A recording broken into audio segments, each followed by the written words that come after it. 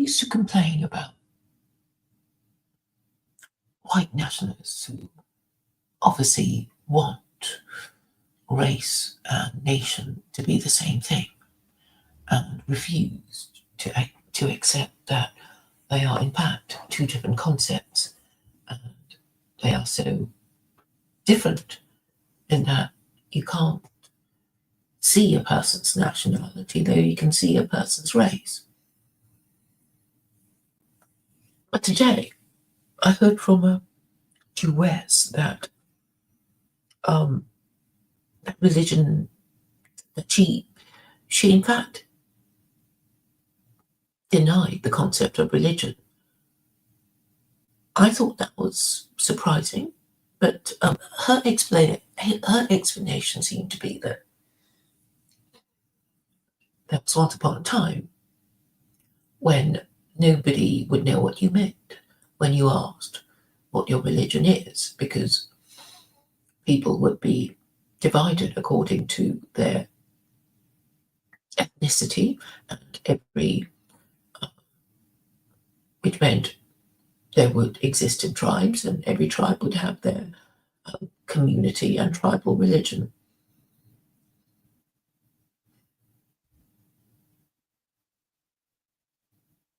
So what is so annoying about this?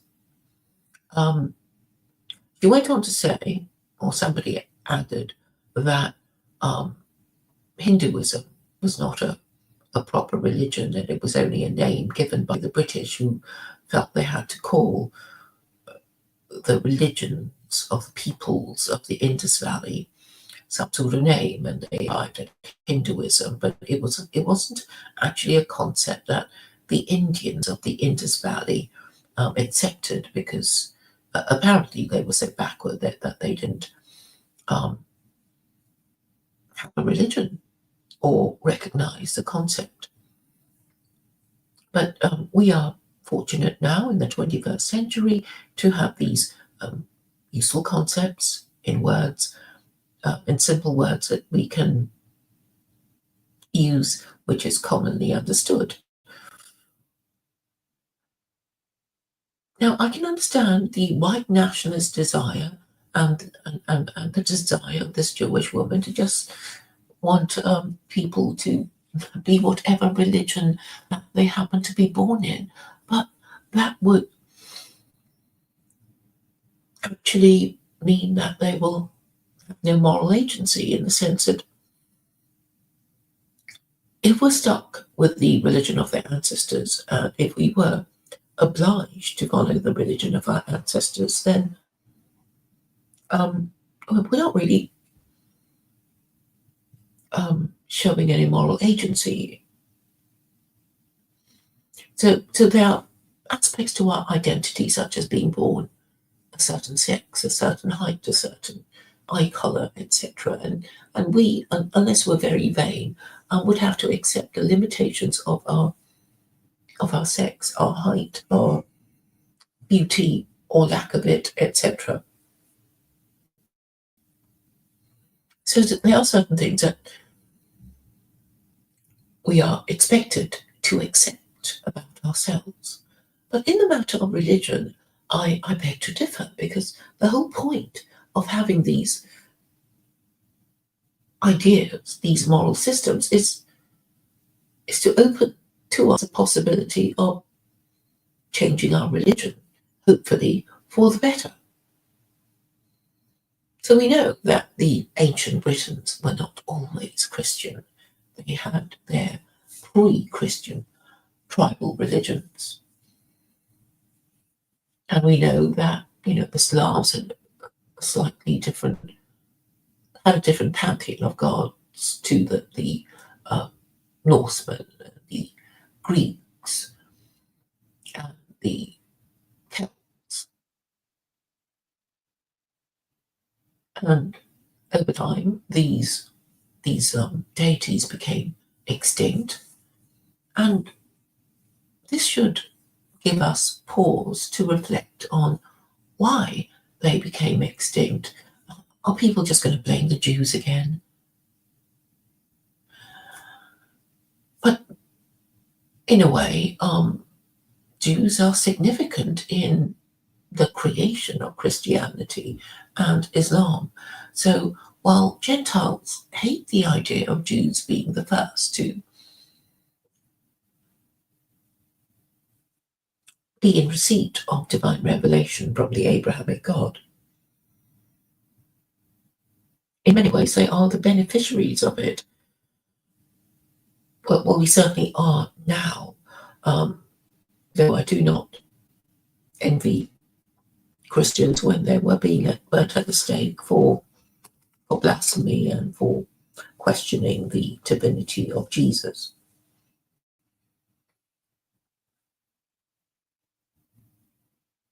And the good news is that while Jews and Christians enjoyed no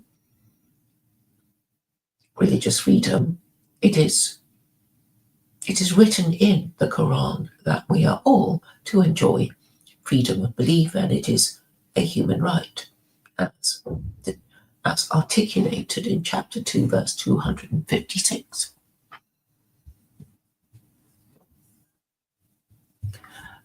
So this conflation of ideas with race and nation and race and religion, it is for the convenience of the thinker.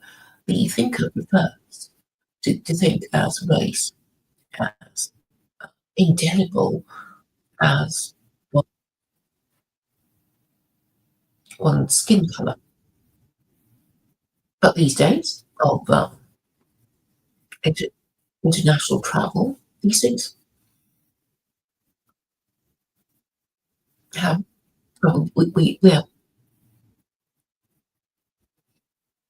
we are being mixed up through um, travel,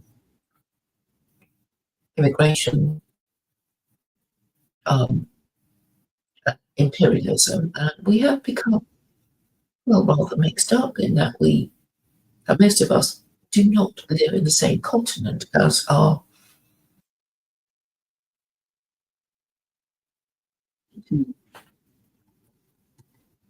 How are we to um, decide who is in and who is out? And obviously, the biggest crowd we can join, so to speak, is is the religious group,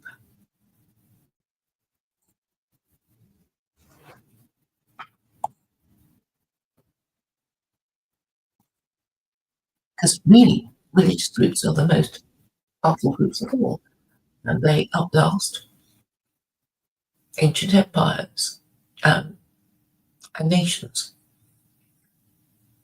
And also, religion is what gives us our moral agency, in that we can convert from one religion to another.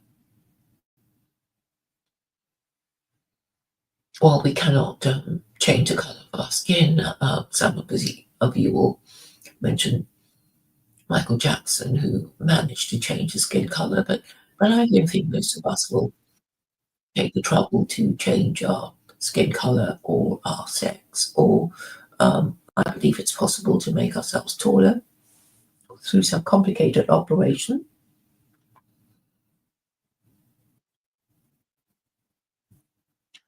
But the point of this stream is to talk about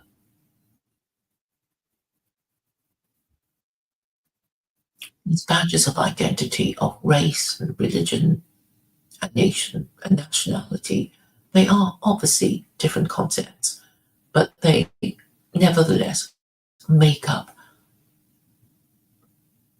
one of the badges of our identity. So if you can think of yourself as, well, a shape, and race as one aspect, and religion another, and marital status and sex, and um, all the other things that are known to be the badges of our identity.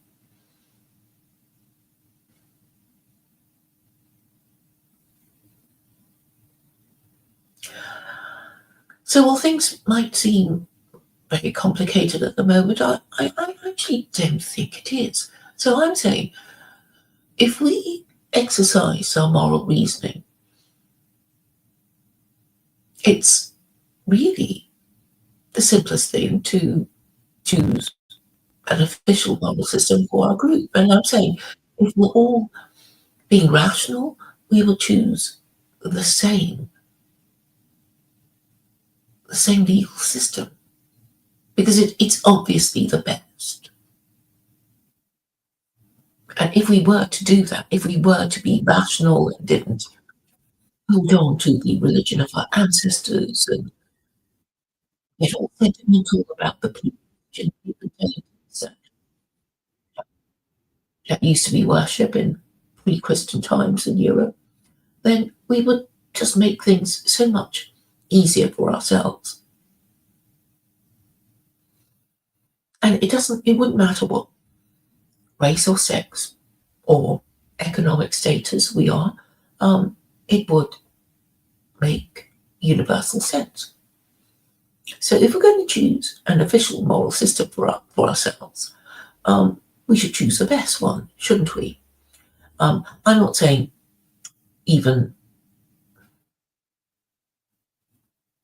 just for ourselves, but for other, for members of our society, our fellow citizens.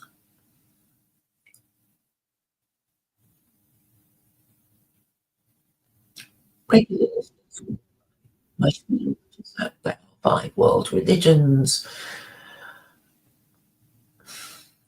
There are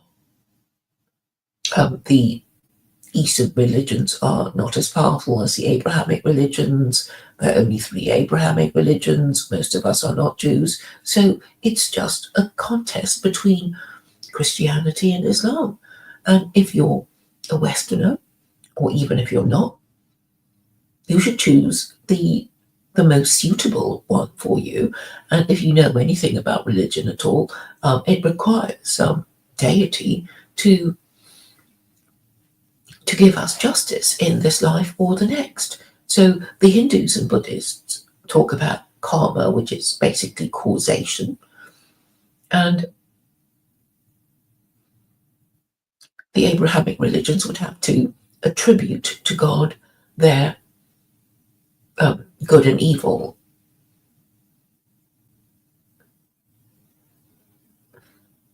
And in order for it to be logical for them to believe that good will be rewarded and evil punished in this life or the next, they would have to assume the existence of the Abrahamic God, capable of meting out justice in this life or the next.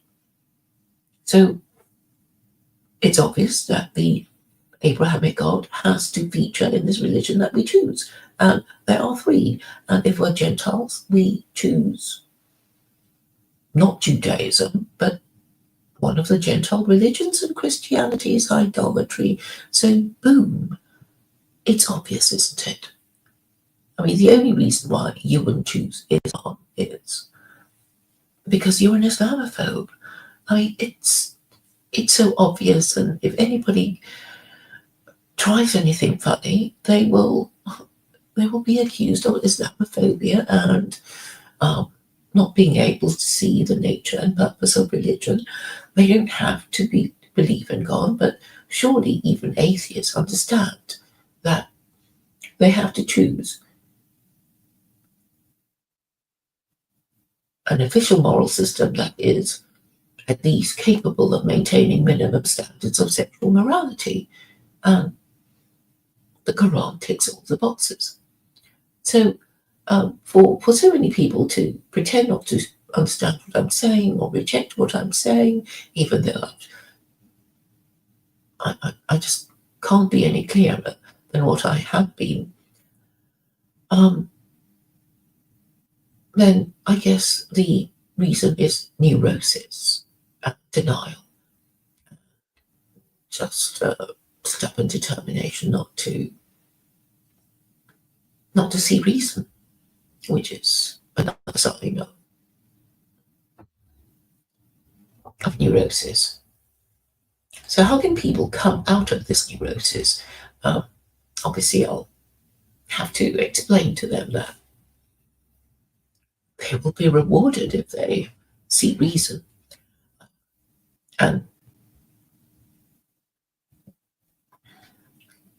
recently they haven't been rewarded for exercising logic and speaking the truth. And what I'm proposing, therefore, is that people should henceforth be rewarded for telling the truth and exercising logic and sticking to their principles. I think this is, well, unless you're crazy or evil or stupid, I don't see why you would disagree with that. Um, you might say, well, not everybody is agreed on the concept of morality. And to that I say, it's an idea of good and evil and laws that discourage acts we consider to be bad and encourage acts that we believe to be good. But then, what if these ideas change over time? So, within living memory, lots of things that were sexual offences are now celebrated, such as gay marriage, when we know that the Bible, certainly the Old Testament, requires sodomites to be stoned.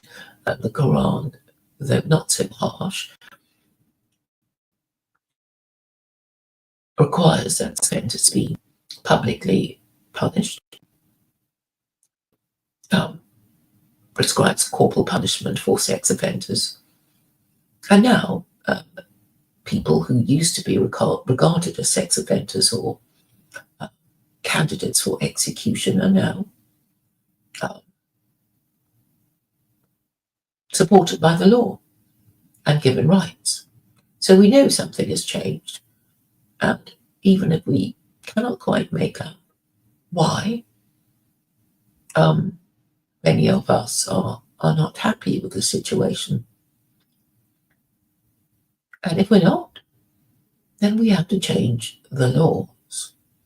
And if so many of the laws need to be changed, then we need to change the entire legal system. It's sort of like you take your car in for repair. And, maybe, it's just a wheel or, some little thing or some little part of the engine. But if you're told that you might as well get a new car because there's so many things wrong with it and it would take so much labour and time that you might as well get a new one. And this is where we have now arrived.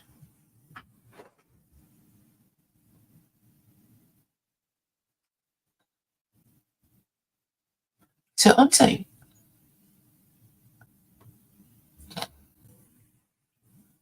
if there's only two religions for us to choose from in the West,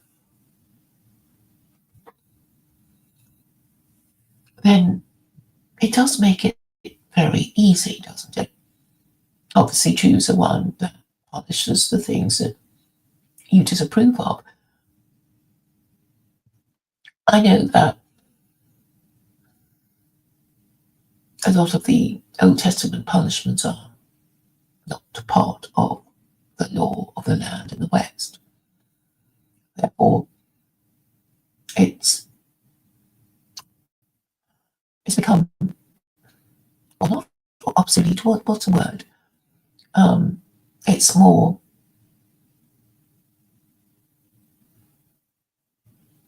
honoured in the breach than in the observance, as Shakespeare said, or was it, or those were the words he put in Hamlet's mouth, I believe. So this is a cognitive dissonance. So on the one hand, the Bible says, punish these people, and on the other hand, we see that the law legalizes them and affirms their identity. I see how it has popped up to say archaic. What are you referring to as archaic? I imagine the Old Testament punishments.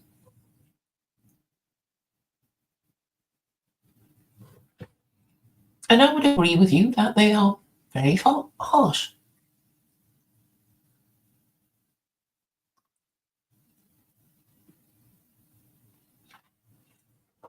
And there are 36 of them, attracting the death penalty by burning, beheading,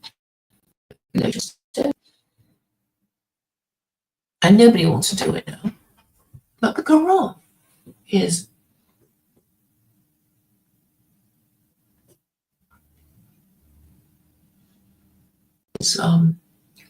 well, it does mention the death penalty. It does say that the death penalty should be imposed where the interests of justice require it. But they're not draconian, in my view. Even when it prescribes a harsh punishment, there's always the option of mercy. So I'm really saying that Sharia ticks all the boxes. So those who refuse to see it must be thinking that A, it's not necessary, B,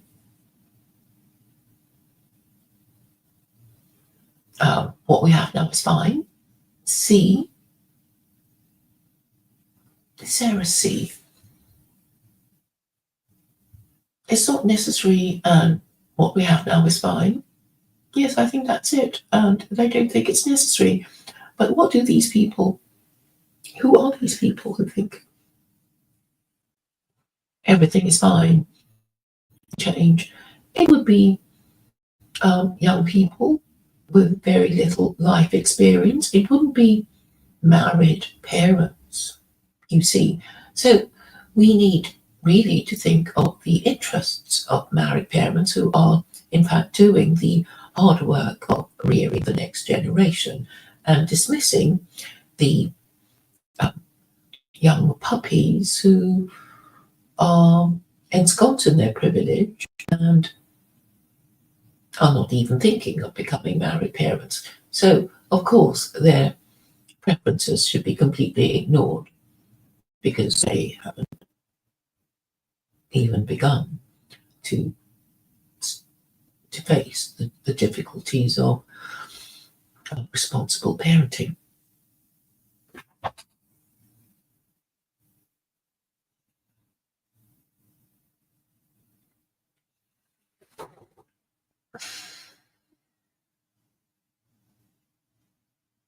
So, because words can easily be misused by those who are not very educated, who aren't logical, who are schooled in abstract thought, their views should be dismissed. And clearly, if you just want race and religion and nationality to be exactly the same thing, to be synonymous, then you're clearly not living in the modern world. You clearly wish you lived in the past, but you do not have a time machine, and therefore your views should be dismissed. Now, the modern way of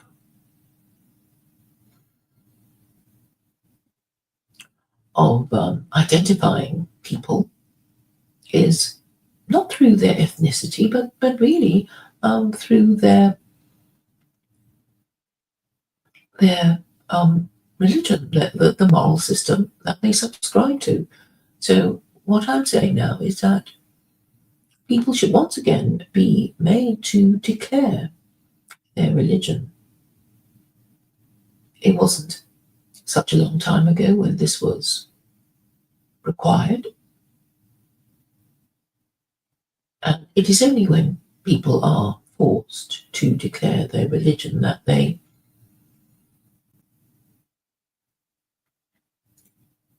that they will be shamed into having to follow their religious principles. And when they start to think in those terms, they will be acting more correctly.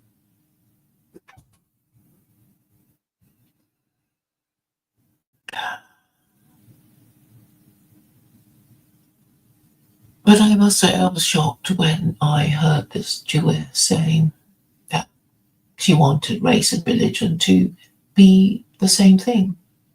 Um, that there's a kind of fatalism to this idea. We're just stuck with the religion of our ancestors and never made to think about whether our religion could be better. So the good thing about what's happening now, international travel, mass immigration, people having to re-examine their identity is um, the the solution of yes, the solution of Islam really. And if what I hope happens, then we will have a more harmonious world when everyone, if they exercised logic and submitted to truth and followed their moral principles, they would have to choose the the only moral and rational choice. Thank you very much.